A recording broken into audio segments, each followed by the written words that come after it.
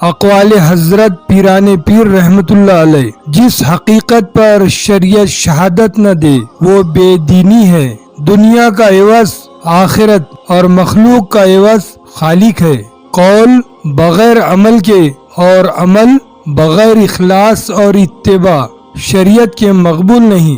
قلب کا نور اللہ کے نور سے ہے۔ حضور اکرم صلی اللہ علیہ وسلم نے فرمایا، مومن کی فراست سے ڈرو کیونکہ وہ اللہ کے نور سے دیکھتا ہے۔ تمہارا علم تمہیں پکارتا ہے کہ اگر تم مجھ پر عمل نہ کرو گے تو میں تمہارے خلاف حجت ہوں گا۔ علم کی زکوٰۃ یہی ہے کہ اس کا درس عام کر دیا جائے۔ جس معاملے میں کلام کرنے کا فائدہ نہیں اس میں کلام نہ کر، ایسا کلام کر جو تجھے دنیا و آخرت میں فائدہ پہنچائے۔ مذہب کے بارے میں بے جا تعصب ترک کر۔